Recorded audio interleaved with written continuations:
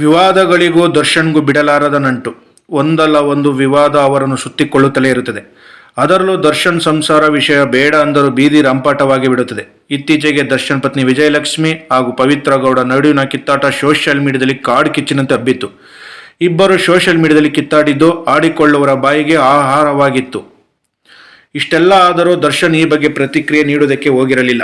ಆದರೆ ಇತ್ತೀಚೆಗೆ ದರ್ಶನ್ ಚಿತ್ರರಂಗಕ್ಕೆ ಪಾದಾರ್ಪಣೆ ಮಾಡಿ 25 ವರ್ಷಗಳನ್ನು ಪೂರೈಸಿದ ಬೆನ್ನಲ್ಲೇ ಬೆಳ್ಳಿ ಪರ್ವ ಸಮಾರಂಭವನ್ನು ಹಮ್ಮಿಕೊಳ್ಳಲಾಗಿತ್ತು. ಈ ವೇಳೆ ವೇದಿಕೆ ಮೇಲೆ ದರ್ಶನ್ ತಮ್ಮ ವೃತ್ತಿ ಬದುಕಿನ ಬಗ್ಗೆ ಮಾತನಾಡುವಾಗ ವೈದ್ಯಕೀಯ ವಿಚಾರ ಬಗ್ಗೆನೂ ಮಾತನಾಡಿದರು. ಅದಕ್ಕೂ ಸೋಷಿಯಲ್ ಮೀಡಿಯಾದಲ್ಲಿ ವಿರೋಧ ವ್ಯಕ್ತವಾಗುತ್ತಿದೆ. ಕನ್ನಡದ ತಾರೆಯರ ವಿರುದ್ಧ ಆಗಾಗ ತಿರುಗಿ ಬೀಳುವ ಅಹೋರಾತ್ರ ಮತ್ತೆ ದರ್ಶನ್ ವಿರುದ್ಧ ಕಿಡಿಕಾರಿದ್ದಾರೆ. ದರ್ಶನ್ ನೀಡಿದ ಇದೇ ಹೇಳಿಕೆ ವಿರುದ್ಧ ಅಹೋರಾತ್ರ ವಿಡಿಯೋ ರಿಲೀಸ್ ಮಾಡಿದ್ದಾರೆ. ಇದರಲ್ಲಿ ಚಾಲೆಂಜಿಂಗ್ ಸ್ಟಾರ್ ದರ್ಶನ್ ಅವರನ್ನು ತಮ್ಮ ಕಠೋರವಾದ ಮಾತುಗಳಿಂದ ವಿರೋಧಿಸಿದ್ದಾರೆ. ಈ ವಿಡಿಯೋ ಸೋಷಿಯಲ್ ಮೀಡಿಯಾದಲ್ಲಿ ನೆಟ್ಟಿಗರು ಶೇರ್ ಮಾಡಿಕೊಂಡಿದ್ದಾರೆ. ಅಷ್ಟಕ್ಕೂ ಈ ವಿಡಿಯೋದಲ್ಲಿ ಅಹೋರಾತ್ರ ಏನು ಹೇಳಿದ್ದಾರೆ? ದರ್ಶನ್ ಬೆಳ್ಳಿ ಪರ್ವ ವೇದಿಕೆ ಮೇಲೆ ಕಷ್ಟಪಟ್ಟಾಗ ಮಾತುಗಳು ಕಹಿಯಾಗಿರುತ್ತೆ. ಅದು ಕೆಲವರಿಗೆ ಇಡಿಸಲ್ಲ. ಫ್ಯಾಮಿಲಿ ಸಮಸ್ಯೆಗಳು, ಎಲ್ಲ ಸಮಸ್ಯೆಗಳನ್ನು ಪಕ್ಕಕ್ಕೆ ಇಡುತ್ತೇನೆ.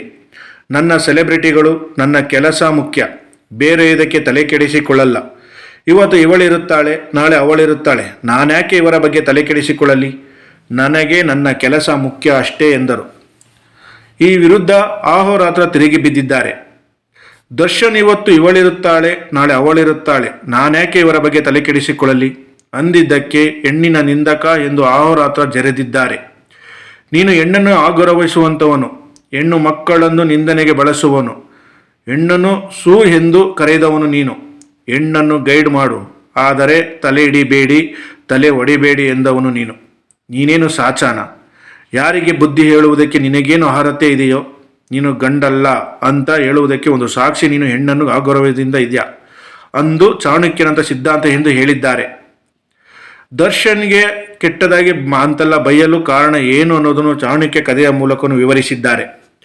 ತದನಂತರ ಸಮಯದಲ್ಲಿ 3500 ವರ್ಷಗಳ ಹಿಂದೆ ಹೆಣ್ಣಿಗೆ ಇರುವೆ ಕಷ್ಟವಾದಾಗ ಪ್ರತಿ ರಾಜರು ಸಾವಿರಾರು ದಾಸಿಯರನ್ನು ಇಟ್ಟುಕೊಂಡು ಸೋತಿದ್ದಾಗ ಆ ಶೋಷಣೆಯಿಂದ ಹೆಣ್ಣು ಮಕ್ಕಳನ್ನು ಕಾಪಾಡಲು ಚಾಣಕ್ಯ ಬಳಸಿದ ಭಾಷೆಯೇ ಅದು.